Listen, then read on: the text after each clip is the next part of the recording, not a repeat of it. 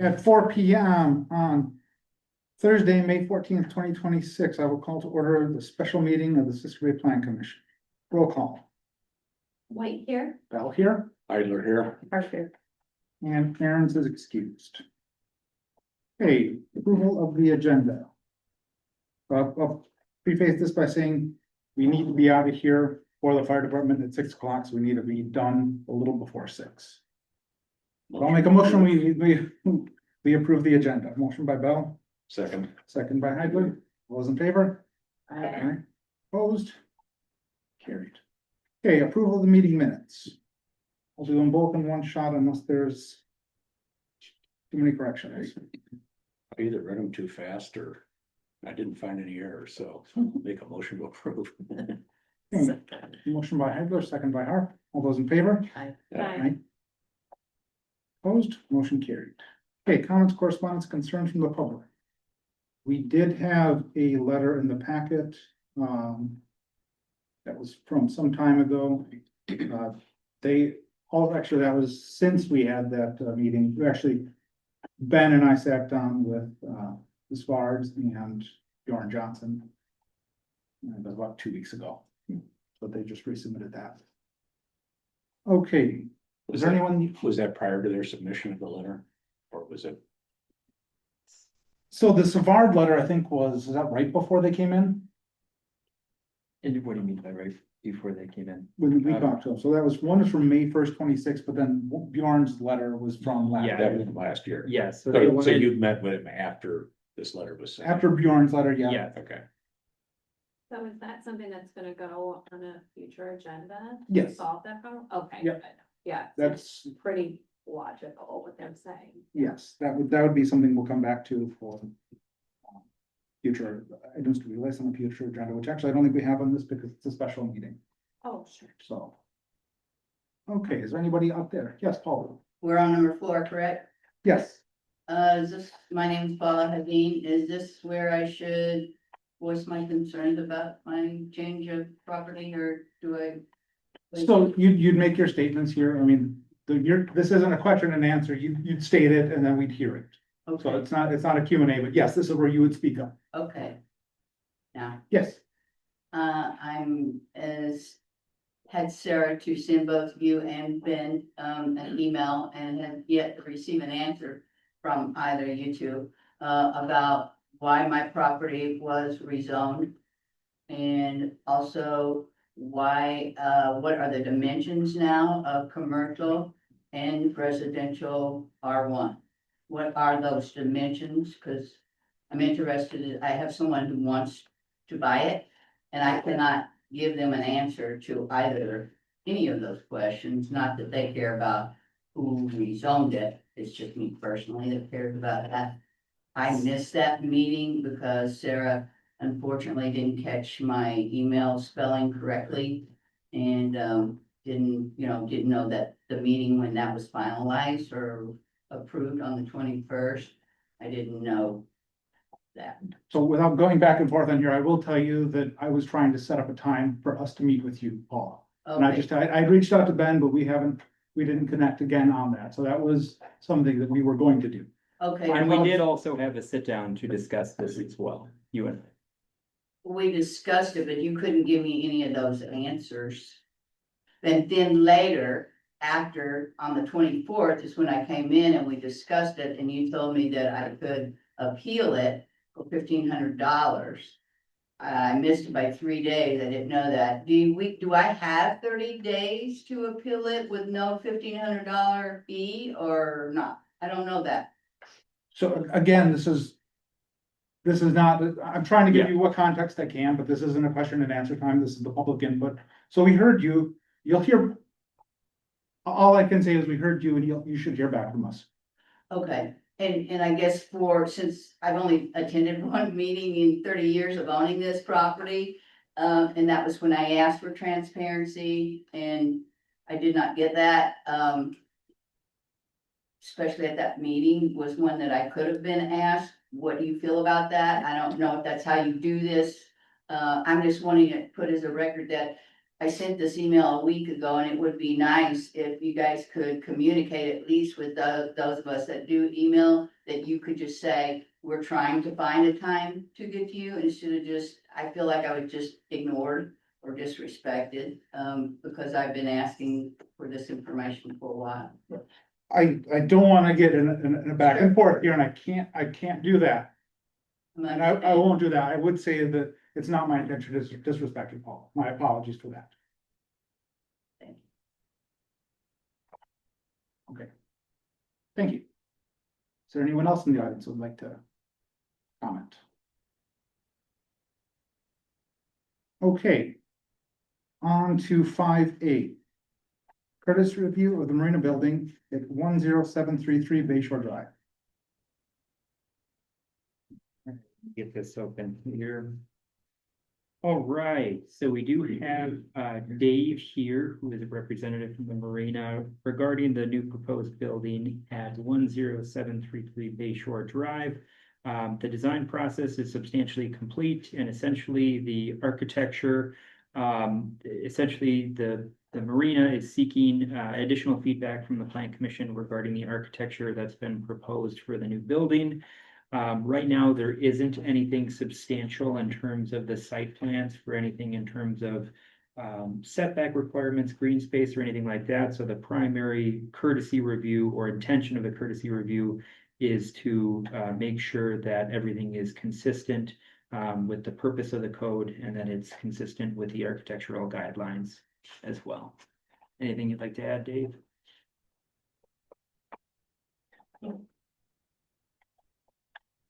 We'll be answering questions, as I'm sure Bridget is too. So. One thing we wanted to note kind of on the record too for the courtesy review, I know some specific materials are called out as far as specific stone and siding. Those are just a placeholder. It will be similar items, but not necessarily that brand or exact style. So once we get, the Marina Committee kind of gets the go-ahead from the Plan Commission, then the Marina Committee will meet and choose actual siding material, like make definite decisions, and that will be available for the permit application. Or whatever the next step is. So something I gave you a hard time about this morning, Dave, is there's obviously some rendering that's focused on the building. If you look at page 29, it takes. The AI generated. Yeah, Like all those new slips on the north side of the Yeah, gap. I don't, there's no intention to remove part of ADOC, even though the rendering did that. And I know that some of this is just a rendering thing, and I think it's important that, you have a sidewalk going all the way around the building, and I know some places it's shown that, some places it's not. You probably want a bollard in that corner, or some way to keep vehicles from taking that corner, because it is gonna encroach a little bit versus the other, which, certainly isn't an issue, but you don't wanna have the building be exposed to that. We do have civil engineering to do yet Yeah. concerning pavement, the bollards, the outside around it, so. That'll show up in that.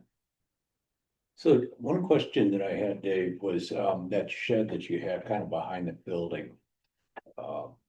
And I realize it's used a lot for seasonal storage, especially in the winter and that.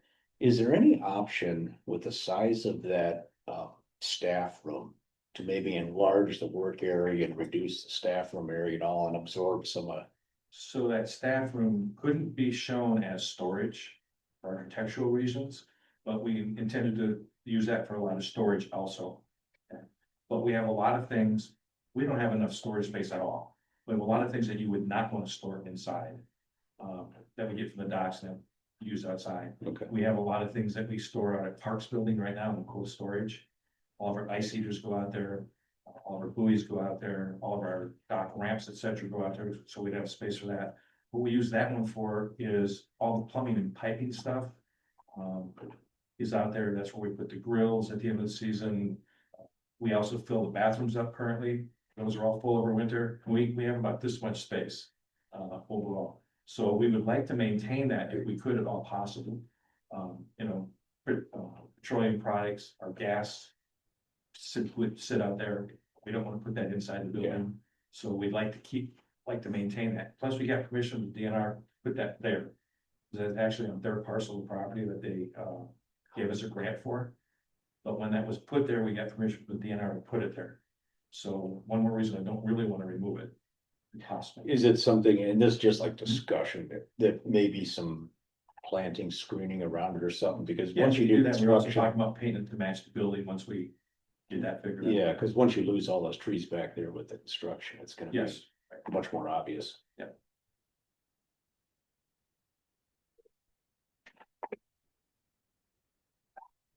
So then something I'll bring up that I've mentioned before, and I have a good idea how you feel about this, Bridget, but I'm gonna bring it up anyway, because I feel pretty strongly about it, is Okay.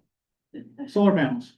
Oh, I, So I really think it's important that we look at this, and when we're looking at municipal buildings, I understand this is an enterprise fund, so it's separate, but we have to look at things we get the luxury of looking at things on a longer term, which means that such decisions, like putting in solar panels, strictly from a financial perspective, probably make a lot more sense, and probably come out positive and make that building a bit more sustainable. So I would really like to see the village at least investigate and see what the payback looks like on solar panels on there, because there is a good exposure on that. And your usage does kind of match peaks on others. A little bit shift, but I mean, you're not using that much in the winter, you're using a heck of a lot more in the summer. Aesthetically, it's gonna impact that building a lot, because they'd be mostly on the side that the public sees. I mean, solar panels they're there, I mean, they're everywhere. I'm not as concerned with the aesthetic as just, the economics of it and the sustainability of it. That's what's more important to me than the. I don't aesthetics of disagree it. with researching it, I think that aesthetics do need to play in. so the architecture firm that we're using does have a green energy specialist, if you will. And he is willing to take a look at it and do a work on it. I've already contacted them this afternoon. You and I talked today. Mhm. We did talk to them in the past about it, and they came up with a narrative as to why or why not. I'm gonna get that sent, and updated, and we'll be able to have an answer for you. Okay, And about the only comment I had, I know this is way down, but still, is to look at dark sky lighting where possible around the building. that's a good idea. It will reduce all of the lines and stuff and that gravitate towards the siding. I do want to mention one other thing. If you look at the plan set, it does show where the existing building lines were, and I think that's in red, and then it shows the new building. We have to move, to increase any space, we have to move towards the water a little bit. Because if you think about it, the public restrooms that were built after the marina are attached to what we call the breezeway. And the breezeway is where all of our water, electrical, everything comes up, that's feeds out to the docks.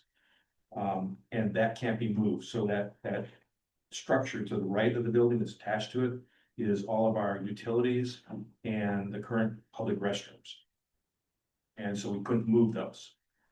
We looked at moving, we would have to move the walls 2 or 3 feet. To do that was $150,000 to $160,000 to move the electrical and the plumbing and the sewer and water, because it all comes up in that space in between those two buildings. So that's why we had to go a little bit towards the water.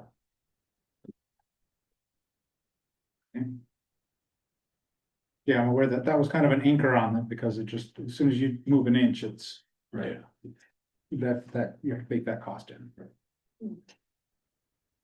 Yeah, I think this was mostly to get feedback to you guys. Like the overall design, does the floor layout, were there any red flags that you saw that would hold us up if we came back? I mean, the construction documents are pretty well underway. So we're hoping once we get kind of like this initial, hey, yeah, everything looks good, no major changes, then we're really gonna push forward because fall will come up very quickly. So I think that was the main objective, is to just, hey, do you want us to turn the building around the other direction or anything crazy or?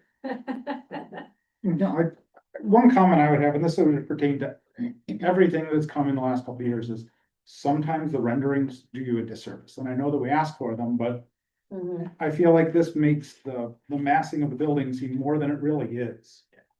And I will say, since these renderings came out pretty early in the process, just so they could give us kind of a visual of what it could look like. Mhm. And since then, we've changed windows, we've added windows, we've moved doors to make the entire exterior look more aesthetically pleasing all around and more symmetrical per se. And so that we don't have any giant blank walls anywhere, and we'll have tree plantings behind it again, so that you won't get that just giant facade from the back. Yeah, it's really the north side that's the, Yeah, it's just, challenge.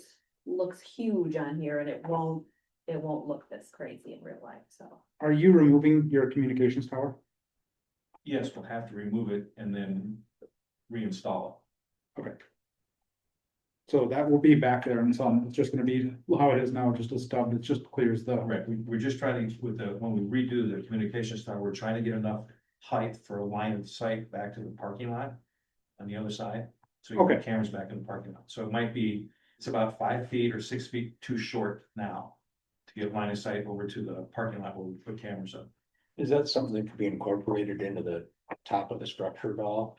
In the cupola? They recommend not putting it on the structure. Okay, Skip, you don't wanna do that. There's like the engineering then has to go into the structure. I've gone down this path, which is why I jumped in and okay, say. oh, no, I'm just asking the question. Yeah, I mean, the closest thing you can see is people building around a tower, which would be kind of bizarre. But Yeah. it does happen, I've seen it, where you've got structure around all of it. Okay. I think I'm generally good with it. I think that, feel like you got feedback or you, I think so. The only thing Dave and I were kind of talking about was we know the general time period for building and the general time period that's allowed in downtown Sister Bay. We were looking through the code, or I was looking through the code and didn't find it written anywhere what the actual dates of no exterior It's- work are.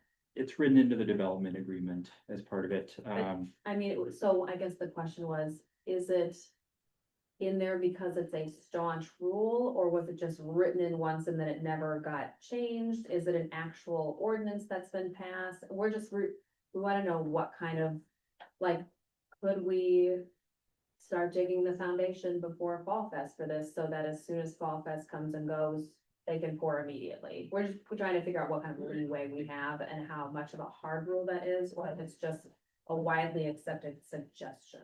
it's in the standard development agreement, so that the development agreement on occasion does change, but it is not commonplace. I wouldn't expect it to change, and I would use that as is the guidelines for it, understanding that if you lay it out there, I think that there's some of it that actually goes to September 15th, depending on the area. Yeah, it does depend as part of it, but Okay, it's instead of not by October. ordinance. It would, just part of the standard development agreement, and ultimately be the responsibility of the plan commission to draft that and then for the village board to approve it. Approve it or not. Okay, so I think that was just kind of our, looking for maybe some clarification in the future of. I don't know that we would be ready to start in September. We just want to know what our options are. I would say if you came to the plan commission and you said, this is what we want to do, and you laid out a timeline and said, okay, to get all of this done in there, you probably are a pretty good chance as long as there's a reason for it. not just- Yeah, and it's not just because we just feel like it, yeah. And it's more about the end, like when you just having it done by that, Right. that's more important. If you start 2 weeks earlier and you're gonna be done 2 weeks earlier. No, things didn't pass the plan commission, that's generally been okay. Okay.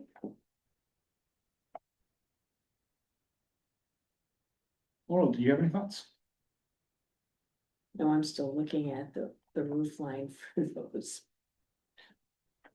things you wanna put on there.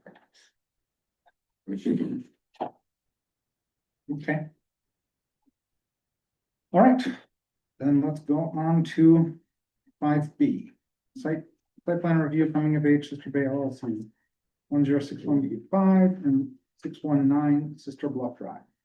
All right, I'll just do a brief introduction and then we can move forward from there. So a zoning permit was received and we're requesting a site plan review as part of the planning commission for 10615 and 10619 Sister Bluff Drive. Associated with the parcel number listed. This is the second building that's part of a multi-building development that was approved by the plan commission in 2024. Ultimately, the plans are very similar to what was initially proposed for that first development, with some minor modifications for the addition of a sunroom area. So that's listed within the project description there.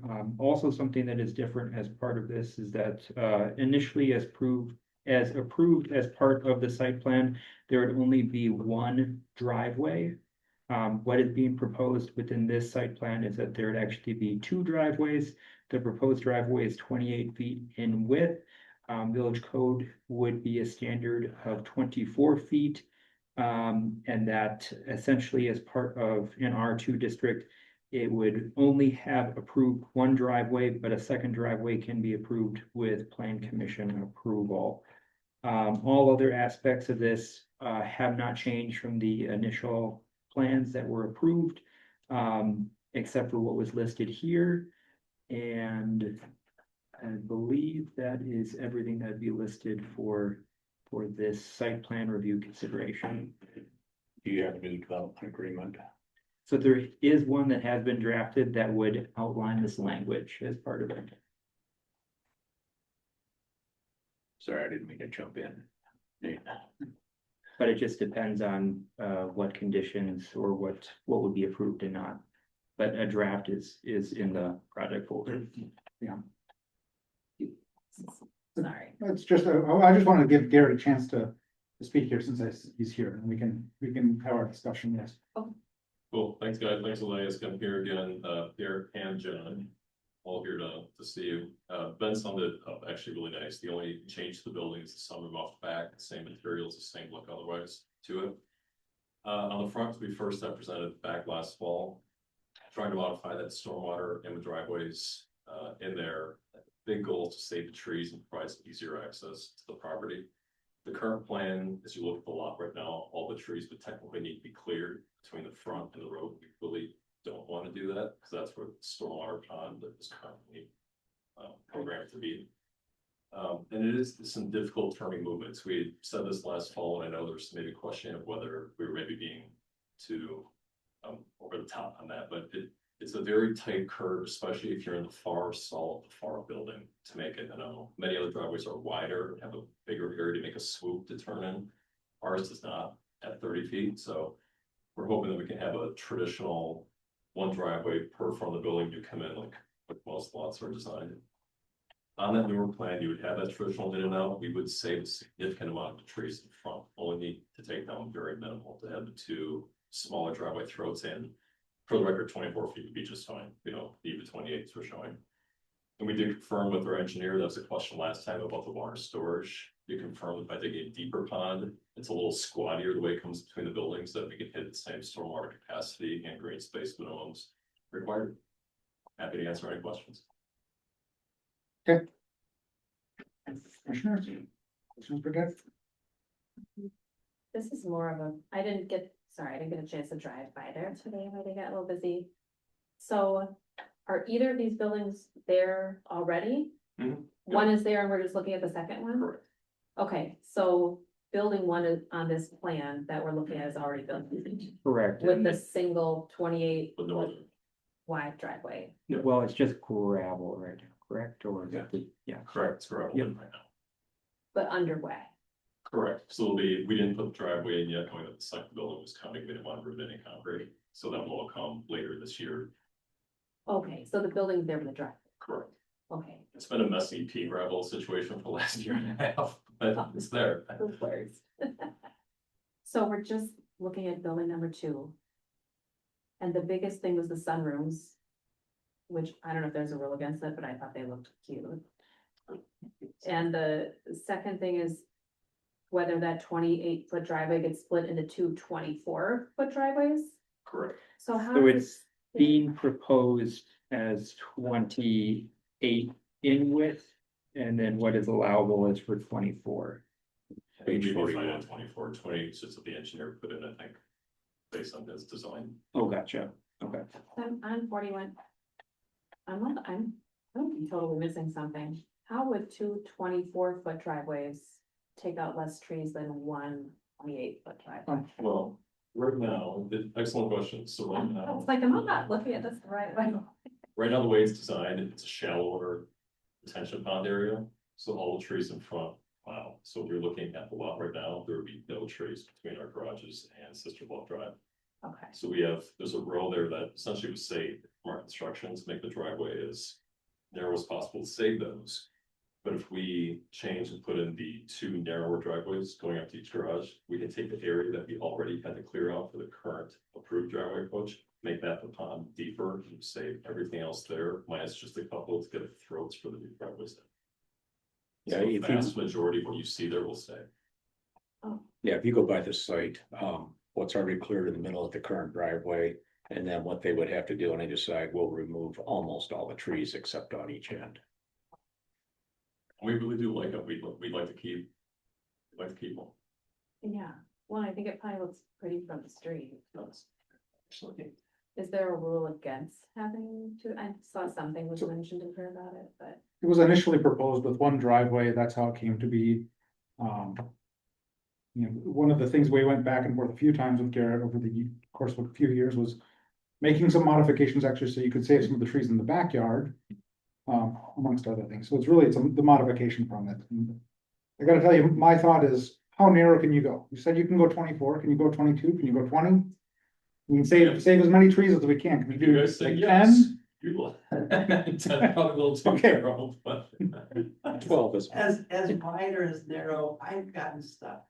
It's just tricky. It's just tricky. we did help her out, but Pam did get stuck. It's tricky turning in and avoiding the cars parked and then trying to get in the driveway, and I did fix that, but absolutely as narrow as we can, but is easy just to pull into the garage is really what it comes down to. Like, we'll really defer to you folks, we're pretty agnostic on the actual width, as long as we can have it too, we'd be greatly appreciative for that. And there's no rule against having 2. It's just, the only reason we're even having to really talk about it is because it was approved for 1 before. Yes, I mean, the initial site plan did have 1, village code. It says, 1 would be allowable, but it can be approved for 2 based on plan commission approval. So that would just be written into the amended, development agreement. Okay. The amendment to the development agreement. So now, this plan shows a driveway on each side and a green space holding pond in the middle. So if you did this with the green space in the middle, you'd have to have a driveway on each end, because you wouldn't have access with just one driveway going to the other unit Right, the original plan had retention ponds here on the other side. here. Yeah. Okay, so Where the now, driveways are. now it's going down the middle, No, it's just, right here. Yep. Okay. But you're gonna make that all a green space in between, so you can't physically drive from one building to the other without going out on the street and around. Okay, This is gonna result in less pavement.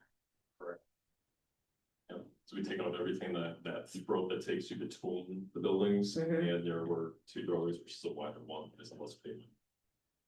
Even with the added sunrooms on the back, it's the same amount of green space, so what we take out of green space at the back of the sunrooms, we make up for in the front with 4 trees, more green space. So what I'm thinking for driveway width, I'm okay with the 2. I think that I wanna see how practically narrow, at some point it's too narrow, 10 feet I get it, it's too narrow.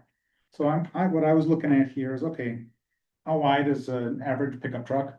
12 is a minimum width, that's what I did mine at, it's barely enough. I mean, like, your Silverado 1500 is 80 inches wide. So I'm doubling that, adding a foot, you can pass 2 cars at 16 feet, it's tight, but you can do it.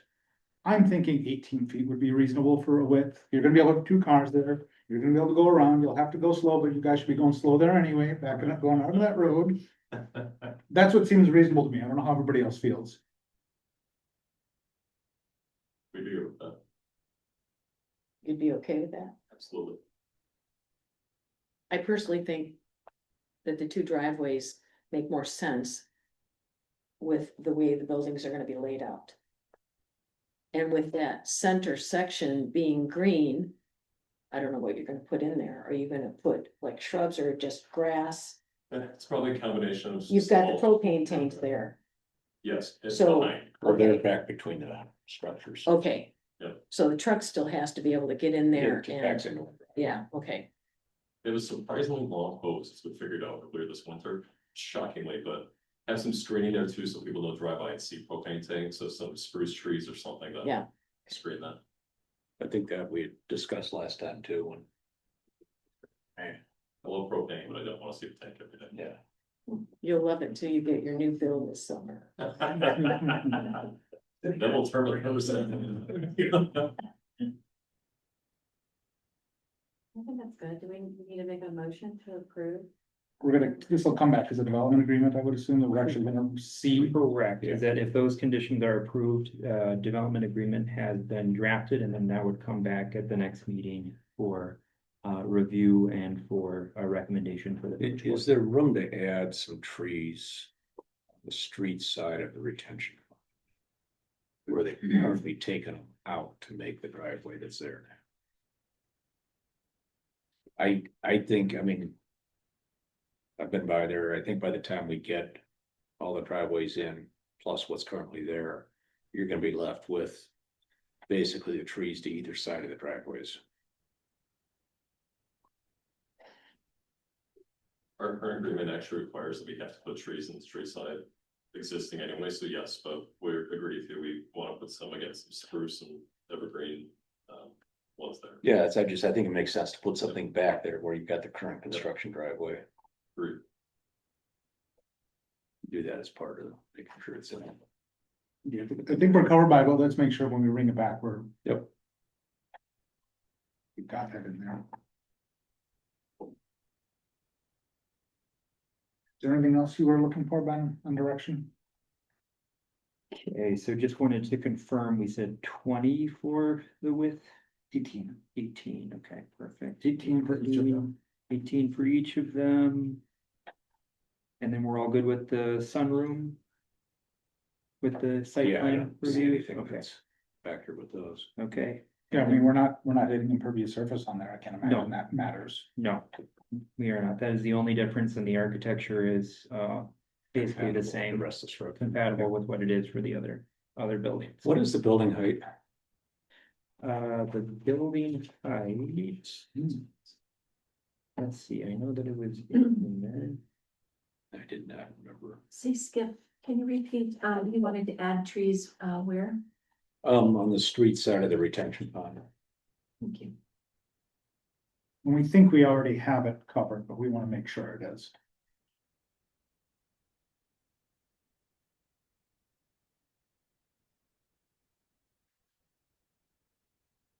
None of the drawings that were provided show the building height. from what I'm I- trying to find it on a different one right now too. I wanna say it's like 25.5, but please don't quote me on. It's gotta be more than that with 2 stories. Plus the roof angle. Well, why don't we make sure we get that when it comes back? Sure. I'm sure, I'm confident that it was covered the first go around with it, but it's fair, let's make sure Yes, that when we that's, bring that's it why back I'm here. bringing it up. Yeah, I can promise you from grade to the truss for the second floor, we're at 17 feet 3 inches. So whatever our peak is to the roof, we can find that out, but. Yeah, we just did. 8 feet Generally, is we're used to seeing the 25. plans Yeah. include that, so that's what I was. We can get that for you.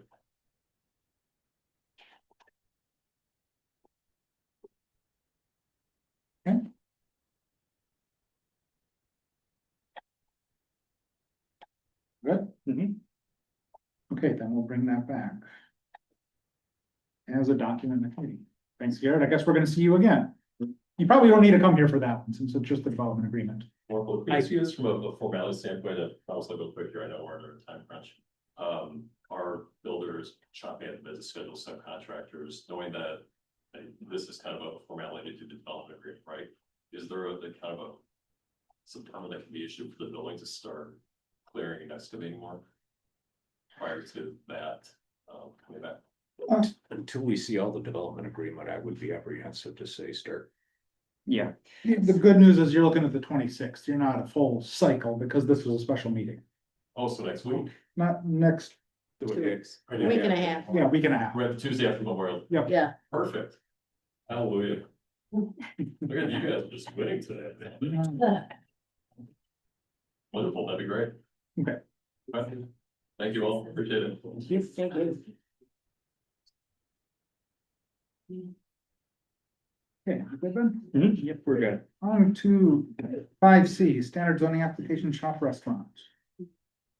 All right, this is a follow-up from the previous meeting, where the plan commission did review, the proposed structure that would be screening, the mechanical, accessory structure. Essentially, as part of that, the plan commission did make the requirement that it would be a 8-foot fence with materials of similar design to the building siding. Ultimately, it ended up that the screening would be an 8-foot tall fence, and that it provided some additional materials, that it would be wood. And ultimately, based off of the plan commission's direction, that CHOP did resubmit what the proposed fencing would be, and that's included on page 58. And I'm presuming that it's actually been painted the color of the building. Yes. Not what the rendering shows. Yes. So that is what they were going to be doing as part of it, but that was what was submitted. Ultimately, it's just moving forward with that specific fence that would be similar to the building style. I appreciate them listening to us and coming back with I think it looks good. this proposal. Yeah, Which one, is it 57 or 58? 58, It'll be the color of. 57 was the previous. Yeah. version. So then 58 is just in terms of, I knew that it probably would be some questions about what the dimensions were, so it just, it just was written up as part of it, but yes, it would just be similar to what it is for the building design. Yeah, the only thing it doesn't really hide is the cooling units that mounted on the wall of it, but I don't think there's any reason to go higher than just covering that. So it'll be Cooler a itself. cedar fence but painted red. That was what it was, the direction last time was that it would be similar to Inside. to the siding of the building. But it needed to be a wood, similar type of wood, or something similar to what it actually is for the building. And that was what was The decided. original request project was just the metal side of the cooler. Oh. Is Craig here? No, I'm just here Oh, to sorry. listen and maybe answer questions. I'm a body. My only thought through this is. I always thought for the proposed cooler, it doesn't give unless I miss it, does it give a height on it? Cause I thought they're, It's 8 foot. Yeah, okay, I was like, I thought they were typically at least 8.5 feet. yeah, so I think on some of the previous items that it was, there was some additional. Actually, it's on the proposed cooler. I was Yeah. gonna say it's Yeah, really. page. Yep, blue. Yeah, And so do you think an 8-foot fence is tall enough? Cause if you're walking from the Door Hotel down that hill. you You're gonna can see the top right in anywhere. And if you look at I mean, I guess you're just gonna see the top. of page the building. 53, go back to page 53. The mechanicals of everything are up on the wall above it anyway. Oh, yes, You got that's the trouble with renderings, they leave things out. yeah, and I suppose if you went higher than 8 feet, you're gonna start to You're not gaining hit anything. that, and yeah. I think we also have something to say about fences over 8 feet on the village, I thought. yes, that Oh. is. So there's also that challenge.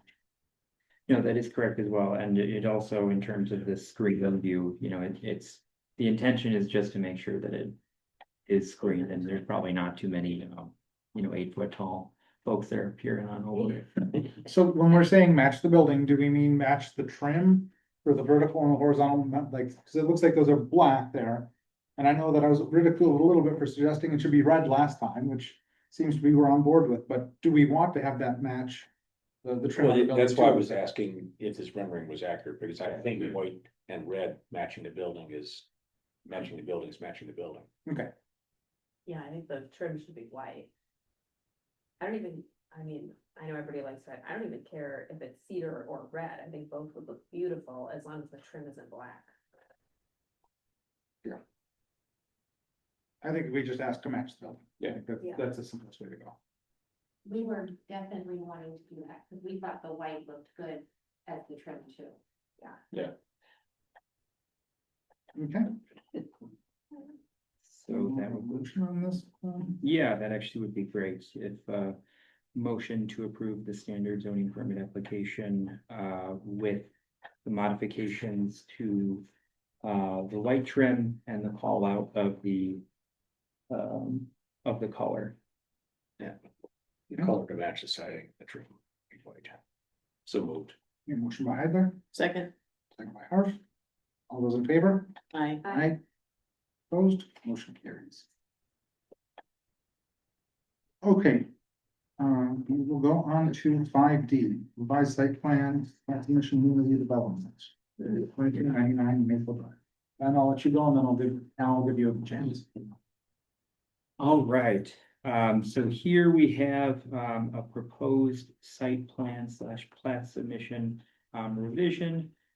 Essentially, the plan commission, took action on October 25th, 2022. And incorporated the site plan into the development agreement. Ultimately, the modifications that are being proposed by the applicant include changes to the floor plan, specifically on unit 301 rooftop, to provide some additional access to that area. And then there's also adjustments to what was initially proposed for the parking plan, specifically some of the different guest parking and some additional spaces that would be included as part of that. Ultimately, when looking at this, there is no other changes that would be proposed as part of the site plan to the building. And ultimately, when doing this, formal amendment for the development agreement would be appropriate if this was approved. So with that, is there any initial questions before allowing the applicant to speak? well, do you have measurements of those parking spaces? Because I couldn't find it on here. Yeah, so the parkings, in terms of what was on for the guest parking that was there? Mainly the ones that were along the old Maple Drive area. Yeah, let me see. So those are gonna part of it. be, So I do not believe as part of what is being proposed that it specifically has the measurements called out. Let me see here.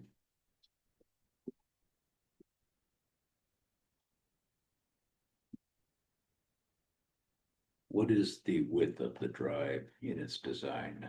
So the width of the drive in its design is approximately 40 feet. No, that's showing it with the guest parking area. Yes, that's what I'm saying initially is what that was proposed for the initial site plan, and then when talking about it with this.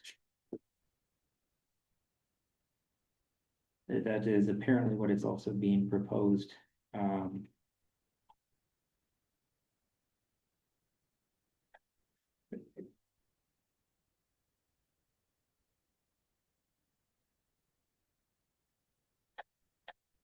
The main concern I had in looking at the site, is that if you were to park cars there, either somebody can't get out against the retaining wall that's there, whether it's passenger or driver's side, it should be passenger, and or you've got nowhere for anybody to walk without walking in the middle of the driveway that comes off a blind corner and down a steep hill. oh, there's stairs. Those two They would have to over here to these. to the stairs, correct, but there's no, you're walking in the driveway.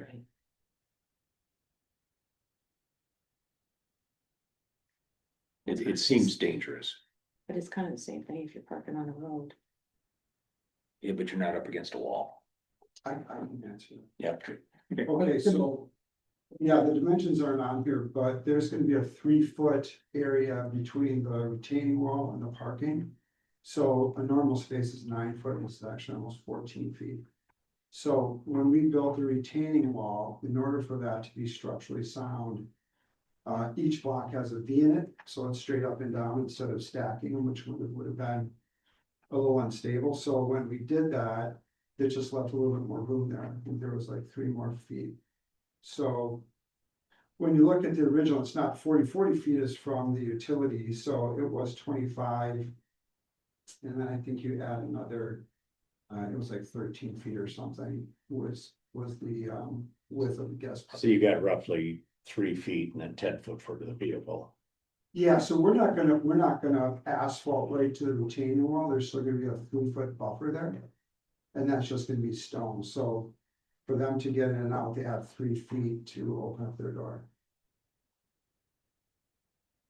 And then the way they did the parking is they can, you know, either go forward or backwards, so it's an easy in and out. Because it was enough room for 3 spaces, but 2 leaves it an easy in and out to go forward and back.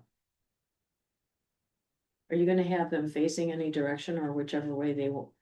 I mean, are they gonna park there when they pull in, or are they gonna have to go around and park facing out? When they go in. Okay, So there'll be opposing traffic. I mean, they could, I guess it doesn't matter, I mean. Either way, they gotta go up and turn They got, around. exactly, where they have to go up and down, but the stairs are right there, so it really doesn't matter.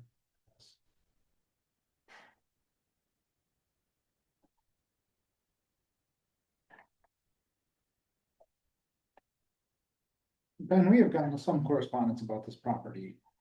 Yes, so I did forward over an email. There was some additional questions that that someone in a neighboring property had regarding this, which might be good to revisit when talking about this for any site plan revisions, that there was some information or some discrepancies regarding the rooftop that were discussed from the applicant, essentially saying that there was some differences within color that might be approved as part of the site plan, and that essentially as part of this, it is a little bit ambiguous for the development agreement, what was approved as part of the site plan versus what actually is for the roof for this property. So it's something that could potentially be clarified as part of it as well. So you can see in your email some additional information.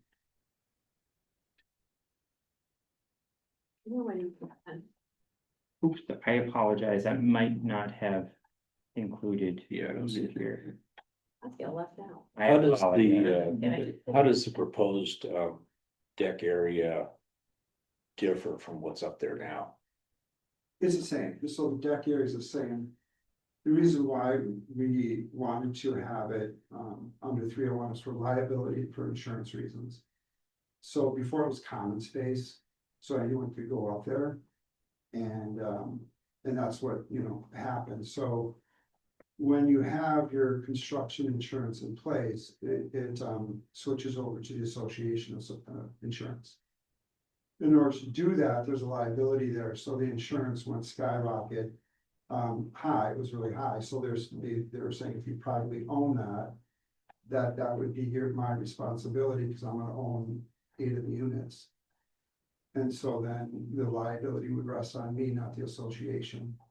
So the deck is the same square footage. So it's not really changing anything that's there. I No, mean, right now, it looks like it's latticed and pergola and Yeah, so originally when we did that, so you were talking about solar panels before, so that whole building there's no 0 emissions. The only emission is a fireplace in the lobby, that's it. So when we switched over to the electric heat pump units, which are very high efficient, there's 0 emissions for this whole building. So that rooftop now, I mean, there's just a big white, you know, rubber roof. But that was part of the discussion, was to actually put solar panels up there just because of the amount of sun that's out there, so.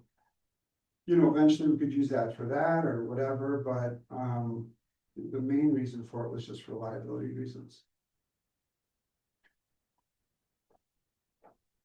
I did raise that question last year on the color. I was told that that's what was in the original drawing and it was approved. Yeah. There was some different discrepancies that were associated with it, so that's just, you know, just in terms of bringing it up, it seems like a good time to do so. Yeah, Yeah, I mean, I think it was if the development agreement didn't state it explicitly, that also runs afoul, just because it was there in a rendering doesn't mean that it was approved. It's just, because it really stands out. yeah.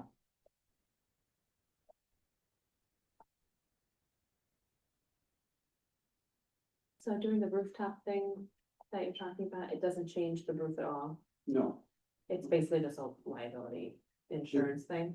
what's that? It's just for liability insurance, like it doesn't Yes. make it any better or any worse. It's No, it's literally the same. exactly the same. Okay.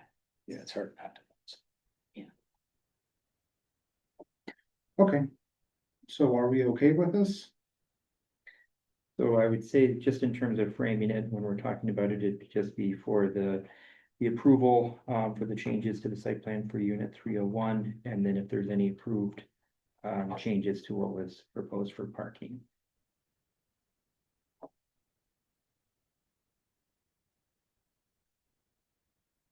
Okay. So we're looking for a motion to approve this with the potential. The changes to 301.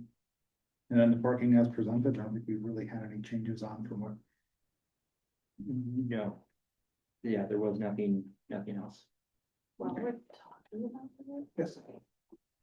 And will we do anything to make it less stark Obvious. Yeah, is it? without it being like a cost hindrance to you? Well- I don't actually know what's up there, but I'm getting the sense that it's from up above. If the sun's shining on it, it's probably like a little It's crazy. glaring. It is. Yeah, And so that's just how it was designed, but we are talking about solar panels. I mean, that was, it's a code. It's a pergola, the plan is fine. oh, it's This a is pergola? this- Yeah, Oh, that's nice. Is it, I mean. Does the pergola not look good from up above? well, it's more just the visual of the white, because the rest of the building is very much earth tones and stuff. Oh, gotcha. We were just trying to do what we can with it. I mean, Yeah. it's a big white wall there, so, Right. but. I'm just So throwing as far as down. the white area, it's a flat roof, Mhm. and it's like the perfect application for solar panels. So eventually, I mean, this would be part of the association would approve it. And if they do, then I'd have to come, you know, and talk to you guys about that, but, Yeah, that's one thing, maybe enclosing that area, because right now it's just a big white wall with a pergola, so. gotcha. I mean, Okay. do we have, is it something we can ask for as we're making this, we're changing the site plan? Can we ask to have that? It would essentially, if it is amenable, that it would essentially would be outlined as part of the amendment to the development agreement. Yeah, I mean, Maybe. I think we'd like to see it blend in a little bit more, and I understand you'd like to have the solar panels, or we don't know how long that's gonna take. Oh, So it's just a discussion, right? Yeah, I mean, like, Yeah. it's not something that's concrete, so I mean, I get your point, Bridget, we don't wanna make this cost prohibitive, but at the same point, it's having a negative impact, and we're hearing from people around the area, and Well, if you want us to do that, I mean, it's something we'd ask you to do, and do you think you could do that? To do what, the solar panels or? No, change the color of the white. Yeah, Yeah, so I was gonna say we could enclose it, you know, put doors on it, which would be black. And then, you know, put like wood around it, which is there now to match the pergola. So we could do that, and then you wouldn't see any of the white at all. I mean, I guess from my perspective, it's just really what they're seeing from Citrus Bluff Estates, that's the issue, so. I was. Well, and from anywhere I was east. just talking to Yeah. Dave too, he said the same thing. Yeah. So it'd just be as simple as closing it in and Yeah, Yeah, I mean, that would significantly change the visual impact. for sure, yeah. Okay, gosh, even if it's not in writing, you know, it's like okay, I've heard everybody's feedback, like a good Yeah. neighbor step in the right direction, let me try to make Yeah, this a little Yeah. better. Well, it just becomes part of the change Yeah. in the agreement, so. Well, yeah. yeah. I think I'm good at everything, and I think I'd like to add that in there. And I think I'd like to state it as mitigating the color, so that he's got some options on it. I mean, enclosing it's certainly one option. Yeah, I mean, the rest of the building visually blends in very well. with Surroundings. Mhm. Okay, So just to summarize here, so 301 unit was approved, parking was approved, and then the roof with mitigating the color or language included in there for that. Gotta put it white. No, And I think your plan of enclosing it, you're satisfied with that, Skip, Yeah, I defer to you, because this is where you really know a lot more than I do, so I think that, yeah, I mean, I mean, that's one option he has, or just changing the color of the background, either one.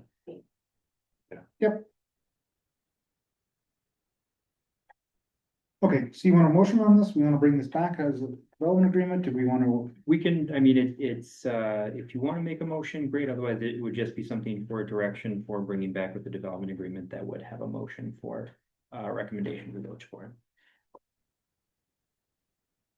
If we're gonna touch it at the village board, why don't we just, we should just make the motion and then pass it on there, because Sure. unless Laurel, you feel left out, we can make sure that that's.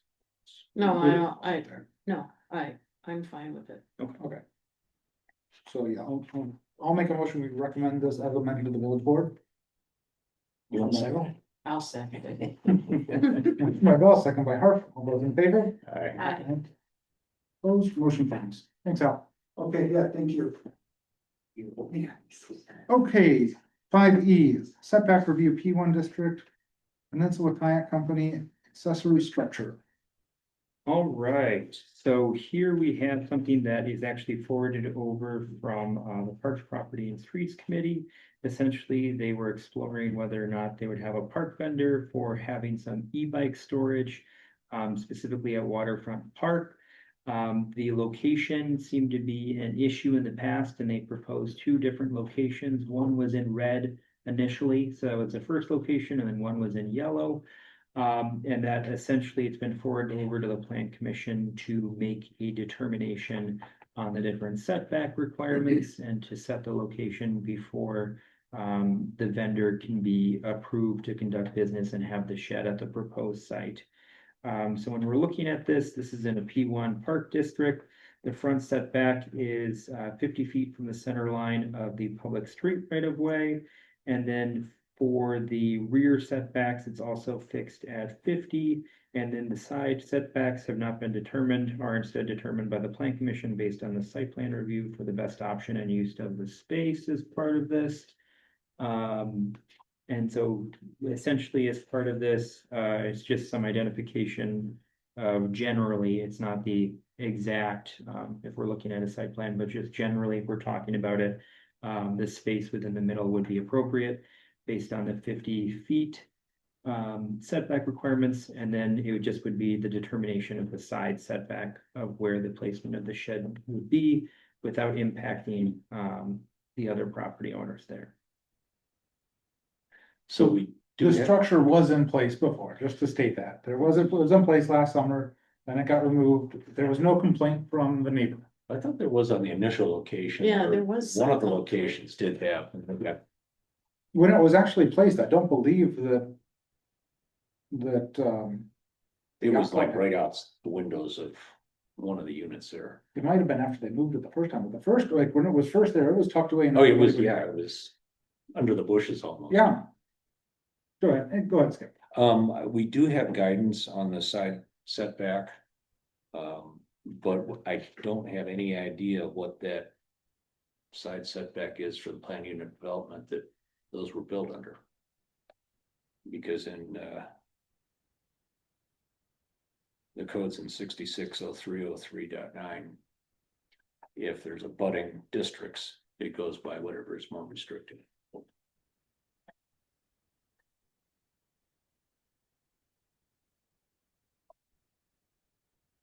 So then we have to go that as well, It's R2, but it was a PUD also, so there may have been something in the PUD that changed.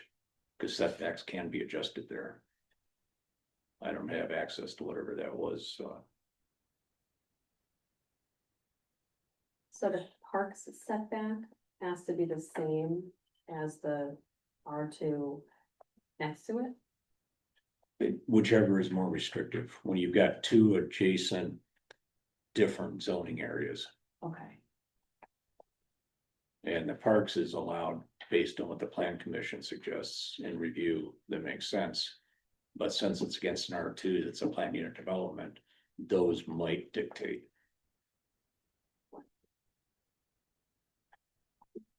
So definitely not room right by those arborvitae. In order to get that, you would need to pull the physical file. Way back in 80, Well, just, yeah, I mean, if the likelihood is there that it's, that it is present, it just is, it would need to be pulled as part of it.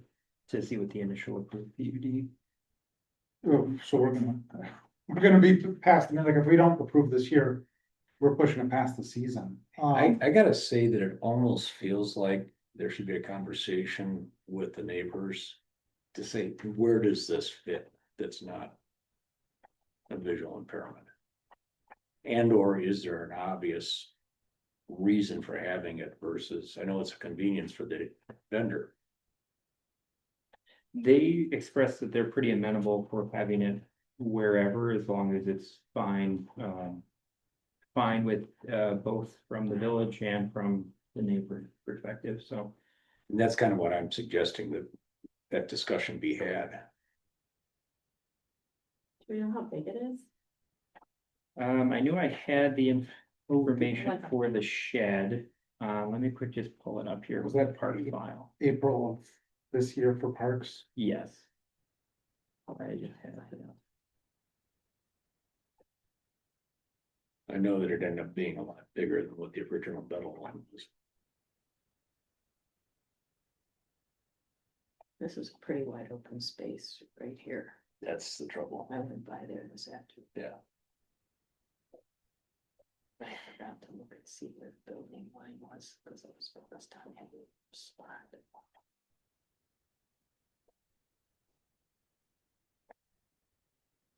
Okay. Oh, I see. The shed would be constructed of wood, pine, treated lumber, natural tone or dark stain to reduce visibility, measure approximately 5 feet wide, 5 feet tall, and 6 feet deep, about 5 feet tall. Yeah, there really wasn't any issues, and it also wouldn't be on a poured or like any type of Slab or anything. on slab or anything like that. Yeah, it's a temporary Stop structure. poured concrete.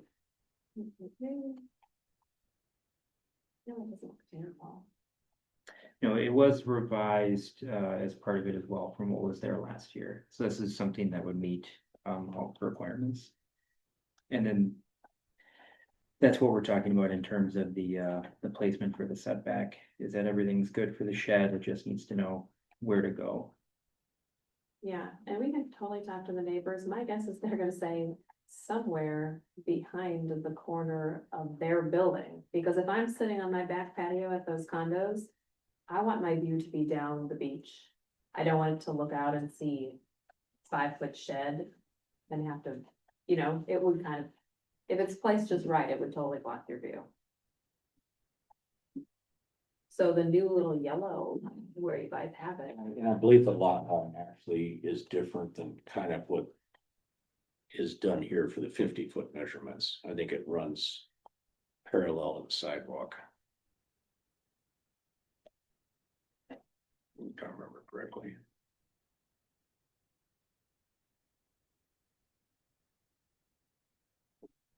Yeah, if I'm staying in that condo, I'm much better with the yellow box than the red box.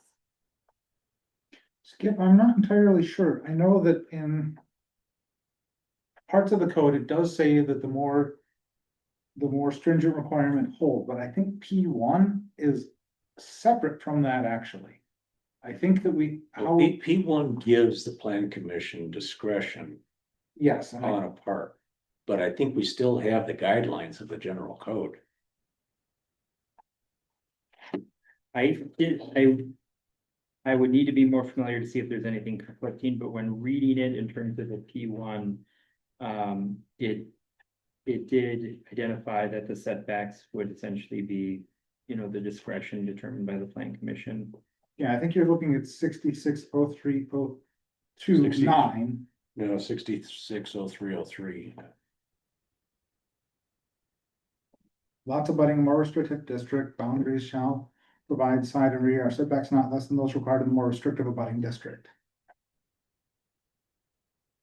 Well, I mean, if I'm looking at page 74 and I'm guessing what the setback is from this line. Maybe it's 10 feet, whatever it is, you could kind of do a visual jump across that sidewalk about the same distance. What keeps us from putting it right in front of that little pine tree? That sits there just on the other side of the walkway from what, there's the red box, there's the yellow box, they're both on the left side of that walkway. Why can we not put it on the right side of the walkway and just have the back of it kind of go up against that pine tree, so it isn't just. Maybe it will just be out of the way. You're saying as you're walking towards it on the right, Right, so as it you're kind of goes in a walking little down open space there, kind of sort of, but with the tree there, I don't know, I I think- have to go walk around. I think to your point, Skip, so like. I guess I'm saying, I believe that the plan commission could say whatever the setback is, but I also think we should ask the neighbor and work with them. And it's not actually us working with the neighbor. The guys who are putting this shed in should go work it out. I'm okay with whatever they could work out there. Yeah, as long as it's like not right on the street and, I mean, Not on the beach. well, they've already got a box on the beach with their boards and other stuff in it. Yeah, this is just a new service. So, Yeah, as you get away from Mill Road, it gets wider, Parkside. Lot line, yeah, so. There's no area. I mean, it makes sense to me that you talk to the neighbors and find out where's the best spot to put it that everybody can agree to and. And let's, Because it's mobile. If it's there and it's a problem this year after the year, then we look at moving it next year. I mean, yeah, they do not, they're amenable to whatever is gonna fit for it, as long as that they're able to provide the services that they'd like to provide. okay, so this has ping ponged around committee a few times. I'd like to see us I think that we leave it up to the folks who want to put this up there to talk to the Sister Yacht Club. And then can we empower Ben to approve that once they come up with what works for the yacht club? Instead of having it have to come back here again? I think we don't want it out where it's gonna impede the use of the park too much. Yeah, correct. I'm not gonna say you couldn't put it in the right spot, on the right side, but I think it would be better on the left side, It's not out in the open, it's kind of, it backs up against that tree, so I see your point. well. Yeah. So what are we good with that, or does that make sense to everybody that we, Sure. and let's pull ourselves out of it, they wanna put it up, they can talk to the yacht club. And the parks agree with where they put it, because they gotta cut around it. We're gonna let Ben agree to that, because we're not gonna Okay. come back in parks again, that's, it's It's just been parks. Yeah, It's yeah, parks it's now fine. planned. been parks plan. yeah, it's since last year, I think. But yeah, so essentially, yeah, we'll move forward. We'll direct them to work with them. We can be in conversations as well, and we can pick a spot and get them going for the season. Okay. You're good with that, Ben? Yep, I am good with that. Okay, do you want a motion on that, or we're just I think, consensus? yeah, consensus, it's not a form. It's just kind of a courtesy review is what the parks wanted as part of it, so we are good with the directive. Okay. On to standard zoning permit, Door County Housing Partnership, 2407 Ava Hope Trail. All right, so we received a zoning permit application from Tim Holbrook on behalf of Door County Housing Partnership. It's for a single-family residential development located in an R2 district. Everything that has been reviewed has indicated that everything meets compliance standards. However, when we're talking about the specific requirement for an R2 district, it does require that one tree be planted for every 40 feet of street frontage, and then ultimately, when talking about the tree species, it'd be up to the Plan Commission to determine that prior to planting any of the trees. So essentially, what's being asked of the Plan Commission is to have a proposed list of tree species, or specifically what would be included as part of the proposed zoning permit, and then to essentially approve that and that the zoning administrator and myself would approve the permit with that as a condition. So because even though this is getting used as R1, because it's an R2 lot, it has to come for us for approval. Correct, that is what is listed in the code, is that essentially that any of the tree species would be approved by the plan commission. In some other districts, it would be for plan commission chair plus zoning administrator, but specifically for an R2, it states plan commission approval. What are the other types of trees that they've planted not in front of those other properties? So the other properties, so you're talking about the Ava Hope? Yeah, and I'm not sure exactly where this lot is compared to where those new homes are built. It's like the last southwest one. Okay, is there anything next to it? Empty, it's a corner lot, so it's. Okay, Yeah. So well, let me- then obviously they've planted other things or will be planting other trees, so what kind of trees are they planting? It would be kind of nice to have them uniform or similar every other or something. Yeah, monocultures are not a great idea, but similar is good. Yeah. If only we had somebody that knew a lot about trees. Skip, what are your thoughts? I mean, you know way more Well, about. this. obviously, visually, you're gonna go with a hardwood because you don't wanna be blocking a corner view. Yeah. For traffic purposes and that. Reality is, any of the. Domestic hardwoods are fine, but being on a right of way, something that's gonna stay ornamentally smaller is probably a good idea. Down the road, I mean, you know, a 30 or 40 foot tree versus a 70 foot tree. Do we know what else is over there? Usually the. Developer is the one that comes to us, says, here's what I wanna put in, just like Nick did. So in Yeah, this this is instance, gonna it be- was brought up to them and that essentially they said they're If they fine pick with up whatever whatever. to have the requirements be met. I mean, you know, the guidelines are just suitable species for the location, so Yeah. it's anything. Maple, maybe not a giant pine tree. That's, yeah, if it's just, essentially, that would just be the approved list of tree species, or if it's specifically, you know, one, whatever it would be as part of it. We don't have an I approved was saying, list. do do we we? have an? Well, there is no approved That's list, what I but thought I this could is find. this is kind of the list for the specific development that would be applied from the plan commission. So whatever the specific tree species that are allowable, that's what would be determined and then applied to the permit that would be issued. So Yeah, we we definitely just- don't want a monoculture because we see what happens when that, you know, you've got Yeah. elm trees. Let's put a lot of ash trees in. I just looked at Wisconsin native trees and they're everything you would think, American beech, maple, most, any variety. Yeah, in this area, birch, beech, maple are mature forest, but beech is dealing with a scale right now that's killing them. It's. Mhm. Oh, yeah. Soil conditions there, you probably could get away. Yeah, an oak is too big a tree over time. That's what Yeah, they are. Like a sugar maple doesn't get too big, does it? Yes, they do. sugar maples are fast growing and messy and, yeah. I mean, like when you say birch, that's what I picture being real messy. And there's also, Yeah. yeah, I mean, birch ornamentally are fine. There's a lot of varieties that are really developed for communities that don't get that big. Some of the Norway maples, some of the other stuff that are, you know, visually nice in the fall and throughout the year. Why don't we say, some maples that don't get that big? That are- I mean, that's, I mean, I mean, but I don't wanna just say maples because, I mean, like, yes, monocultures. Yeah, are- you don't wanna, I'm still Yeah. suffering from, you know, spending summers picking up birch trees in Peninsula Park when I was a teenager. Those birch trees were brutal. You should go there now. well, There's less trees. Yeah, Oh, well, there's a ton down though. Well, no, I mean, yeah, there was a ton down, but there used to be a lot more trees in there. Yeah. But anyway, what other species can we roll in? I there? mean, So let's just say- it can be birch, it can be maple, it can be. I'm just trying to think back though, I mean, back away from the corner, they could throw in. A conifer if they wanted, but. Yeah.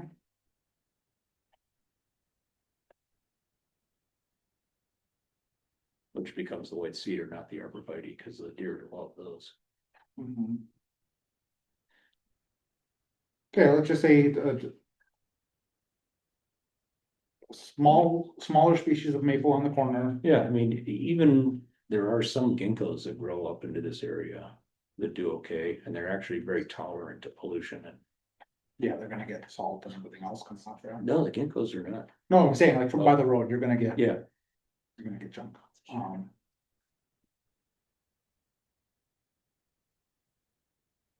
So let's give them as many species as we think are reasonable there. We don't want the conifer on the corner, and beyond that, it's yeah, I mean, it really is whatever they wanted.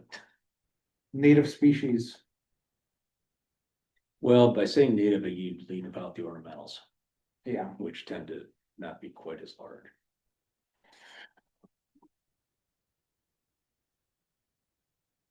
okay, So I would say species from the birch and maple families.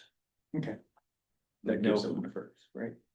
yeah, because as soon as you do that, you're blocking views on the corner. That could be dangerous. But And, preference, and recommending ornamentals.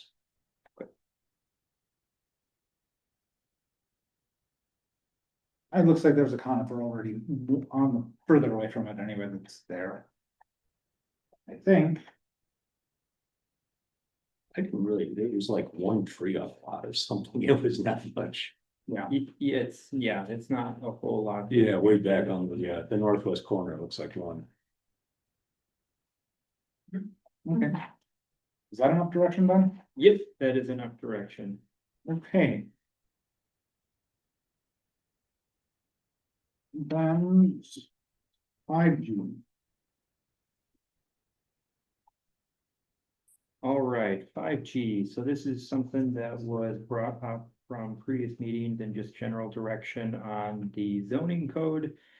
Essentially, it's a discussion of whether or not there'd be any change to the zoning code and whether or not those changes would be directed from in-house or plan commission review, or having a contracted firm conduct that for any changes. So again, one question is whether or not there needs to be any changes to the zoning code. The other is if there is, whether or not it would be done in-house or by a contracted firm. And then there was specific other discussion items regarding the sign permit processes.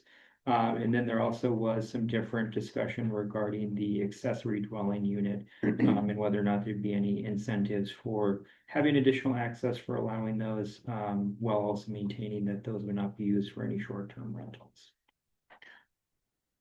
So let's start with the zoning code. That's something that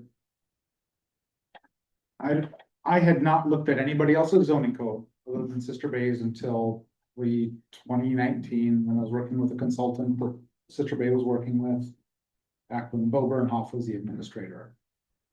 And our code has gotten more readable since we went from the 2-column format to the 1-column format. That has helped a lot. But I feel like our code is very organically grown and isn't terribly straightforward to read. And I think that before we can really have a good conversation about this, we should look at other people's codes to see what that looks like. It's not necessarily the content of the code. It's the readability of it. It's the ease of use. Our code is hard to read and it's hard to interpret. I mean, Bridget, I think you've looked at other code in other places. I don't know what your thoughts are. A little bit, not as much as I have here, but we definitely, where I was before, it was mostly residential. There wasn't so many districts. So that kind of inherently makes it busier just because there's so many different breakdowns within the code that you have to have that. I think it's a little difficult in that you may find something under the R1 zoning or the B1 zoning or whatever it is, and then there may be other things for those zones that are in a completely different section that also relate to them. But if you didn't know to look at that other section, you would totally miss those rules. So I do think it could be easier. Yeah, I don't disagree with what you're saying. Is I've really worked to try and understand it this last year.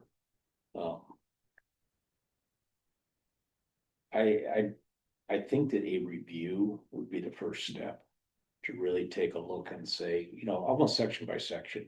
Is this something that we need to really look at changing, or is it readability, or is it function? I think where I'm struggling with that, Skip, is I've gone through it twice. and it's gotten murkier the more we've gone through it. The review process? Yeah, or- the review process, where Okay. we've gone through all the code, back when I started. Gosh, this is coming up on 17 years ago on a plan commission, we went through it twice, we had a special meeting every month to go through it. And I look at this as, I think that we need an outside source to come in, I mean, that's the industry standard, when you redo your zoning code, what that outside party is. I actually think we don't get a firm, we get an individual, because you've got a lot of talented. Sole proprietors for consultants that'll do just as good a job as a larger firm will. But you have to go through the code when you do that. You don't just say, here's our code, make it better. No, because we have to know what we want it to say for our village, Yeah, and then how they, There are gonna be variables and decisions to be made, you know, and it can go a few different ways as part of it, but they'll be essentially a resource to guide it and frame it in a way that hopefully would make it more readable. but I feel like we should have an idea of what this process looks like. We need to make sure that we all want to do this, because it's gonna be a lot of work for us. And it's gonna be extra meetings.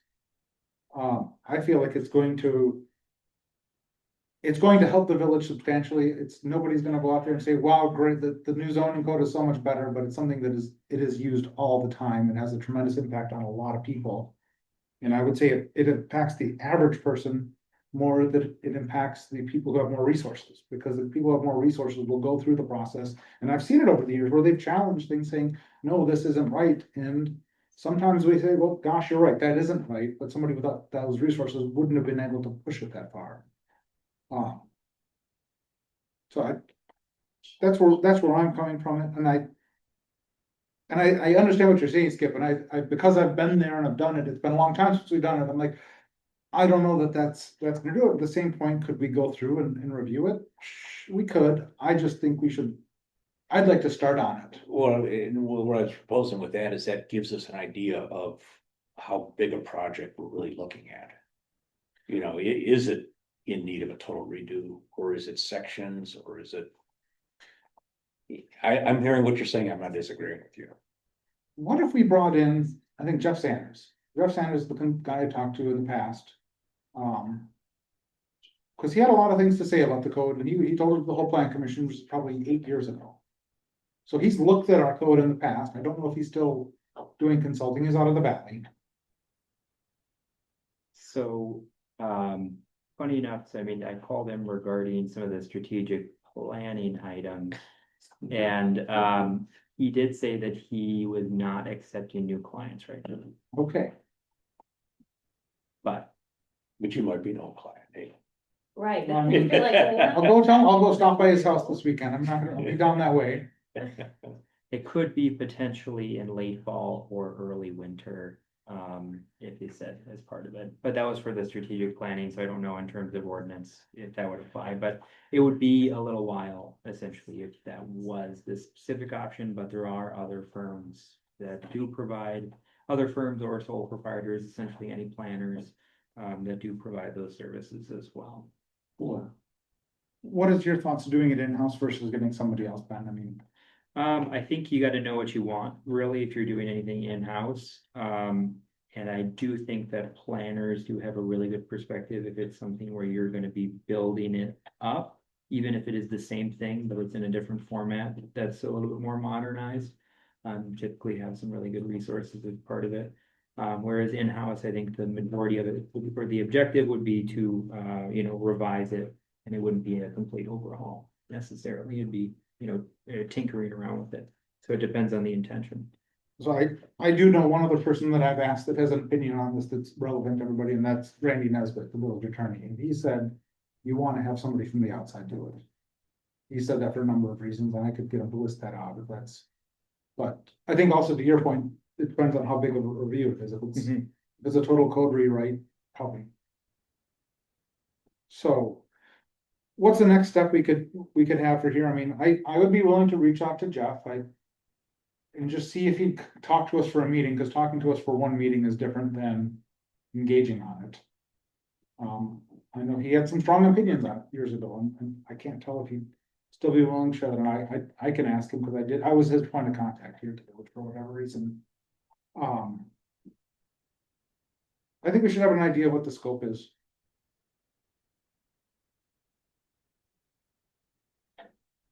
Does anybody think that we shouldn't be pursuing this? No, I find it confusing. A lot of times I'm trying to find stuff and it's not where I would mentally go. And it's like, where is it? Well, Because, we aren't gonna totally fix that. yeah, But we can help make it. Where there could be additional references, you know, things Yeah. like that, or. This code started in Oak Creek back in the nineties. Was really where this started from, and I think that we've got all references to railroad crossings out of here. They were in there when I started on plan, why did it pick Oak Creek? that's where Bob Government come from. Okay, You know, he uprighted it. He helped, right? I mean, and that's not a bad thing to do, you don't need to reinvent the wheel on there, but. You know, it also means that it organically grown starts to have some readability issues, but you're right, Skip, it's not gonna magically be completely readable. So I think that we keep going on this and we come up with the options and we kind of paint out what that looks like, because that, Seems reasonable. I mean, cost is certainly gonna be a factor. We need to get an idea of what that looks like. yeah, cost and timeline is gonna be the two big things I'm Yeah, looking at. just resources in general. I think that we should probably, until we get that limit, what we're going to make for changes. I think there's a couple changes we should make in the short term that I feel strongly about, but I'd encourage everybody else to bring whatever they've got to the table. Because I don't know, am I okay talking about the Savard thing now? Is that, Yes, if we're moving on to matters to be placed on the next agenda. Well- Or if we're talking about it in general in terms of any zoning code rewrite, yeah. code rewrite? So Yeah. that's something that I think that we should do a rewrite on. I think that we should do something for ADUs. I think there's probably a way we can navigate ADUs without having them become another short-term rental unit. In all of the locations, I think there's some ways we can craft that code.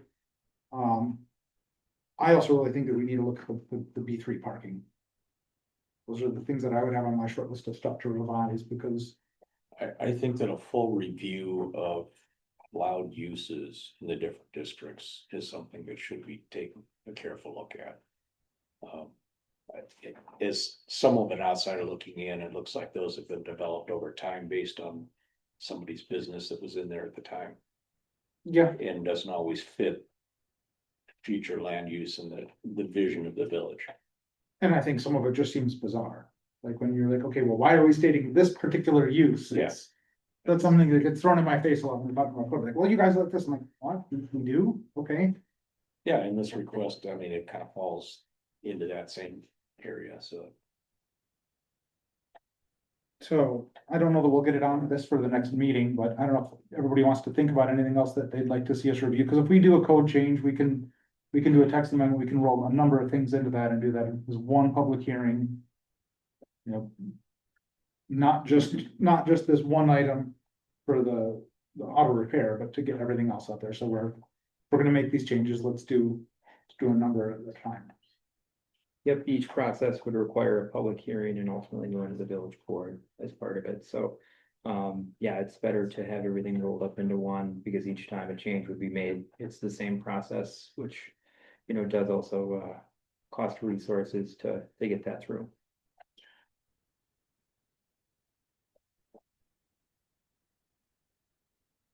I think that parking in general is something we should look at, but I think B3 is where it's the most immediate, where we could look at making some changes to how that operates, because B3 is a dense district and we're requiring all this additional parking. I think there's other ways to accomplish that.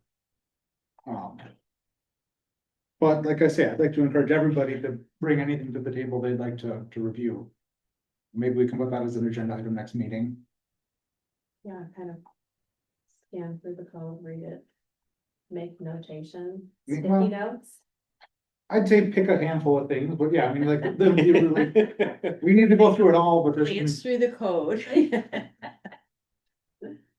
don't know, my tabs are already getting. It's only been a year.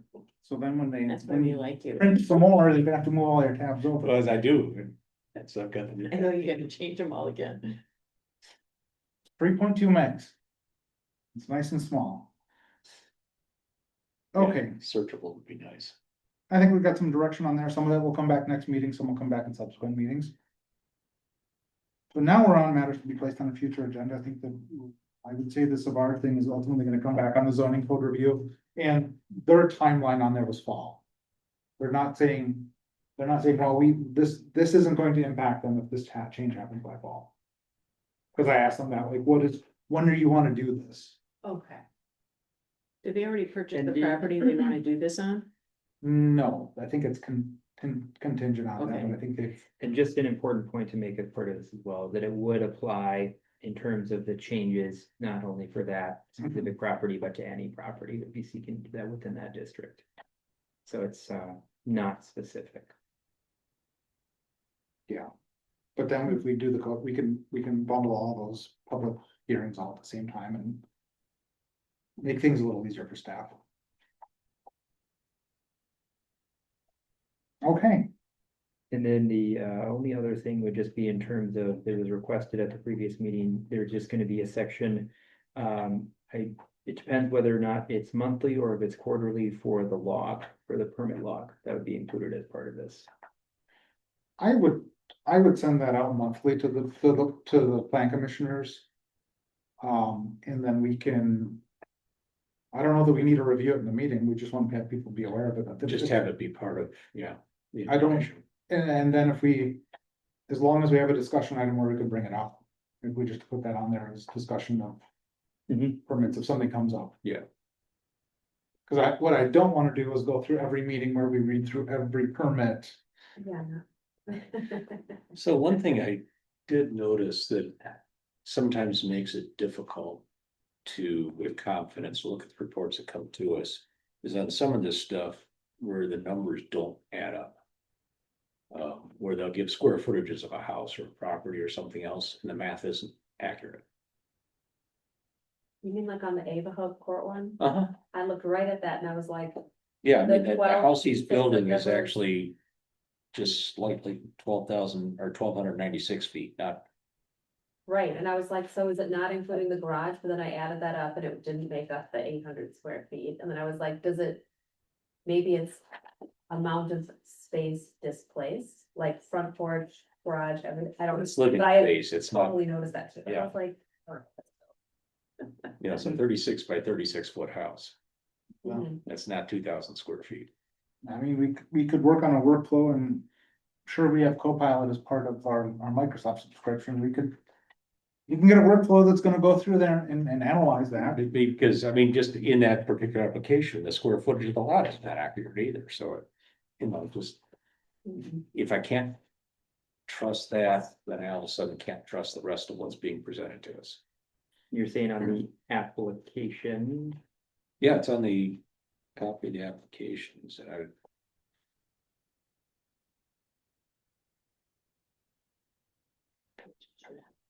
You know, part of it was like on your checklist of, you know, meets compliance.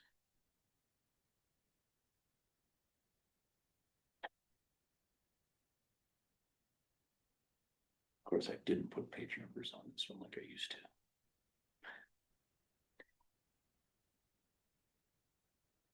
And I'm not meaning to drag us down into a deep conversation on this, it's something that.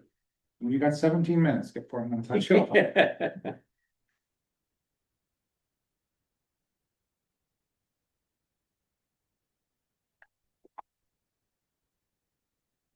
No, that's a really good question. If you can't trust the numbers, then how can you make a decision if you can't?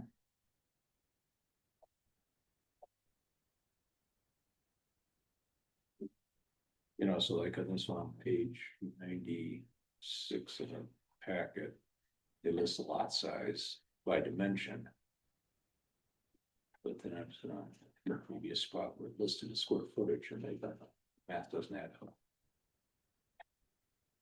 I mean, checking math on where it's possible to. so there was, I mean, generally, if we're talking as part of it. I mean, there was some calculations that were done in terms of the green space for the addition of it. And then talking about the driveway, so I mean, ultimately when talking about it there, I can mark it up as part of it, but I did go through for the dimensions and put them. There to see what the green space calculation was, so. Yeah, so here, you know, that on the previous page that I mentioned, they list the dimensions of the lot. 4.98 by 123.39.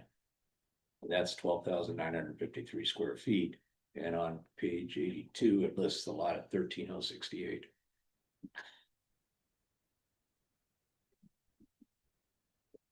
And the building length says 58 by 36. And the building footprint 2032, well, that doesn't. Well, add and see either. that, if you take overall outside dimensions, but it doesn't take into account the actual square footage.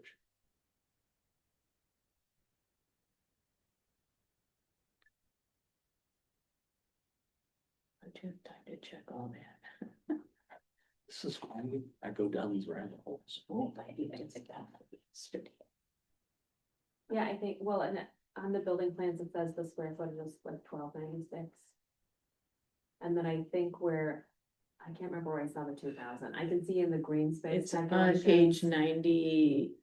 Page 82, Where was that? So gives total lot area. Yeah, one of the options we have is you make this a form that people are filling out, and then you can check the math. I thought that's what we were getting to here. So in terms of the lot size, so the lot size that has been calculated is from what's included on GIS as part of it. So in terms of that, it's there. And then in terms of the width, that's typically in terms of doing anything for GIS. Anything that's the green space is a calculation of what it is based off of the rooms as part of it. Building height, if that's included overall, sometimes it does need to be calculated. If it's not specifically provided, but that's included as part of the site plan. I think, yeah, that might have been the one in terms of the floor area that was just assumed as part of it, but that one can be included as part of the process of what it was for the green space. To just show it line by line for the calculation.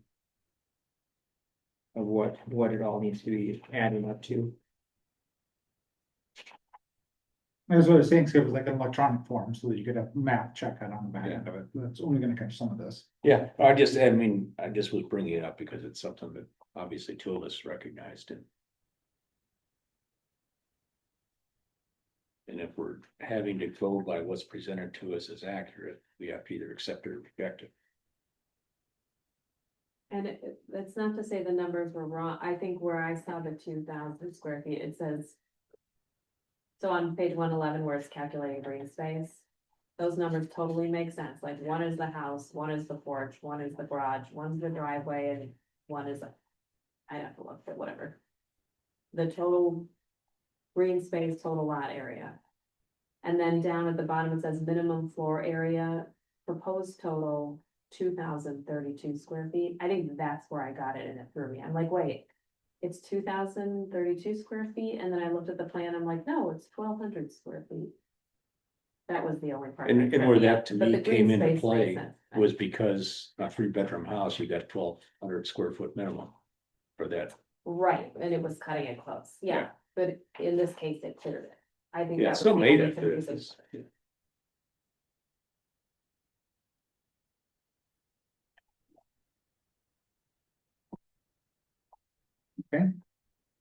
Yeah, it was page 77 where. The proposed square footage is 2,032. And that's up against the minimum floor area. Saying it's compliant, but it's actually not the square footage. Yeah, that Of was living pulled as space. part of it. Yeah, it was page 77. Anyway, Is this an electronic form that's actually out there? I mean, like, it's being filled in, but that doesn't necessarily mean that This it's one? got a calculation on it and everything. No, so I mean, in terms of any of the things that require the calculation, so for the green space, for example, or this one, it can be just added in either on the side or as part of it, but this is not a form.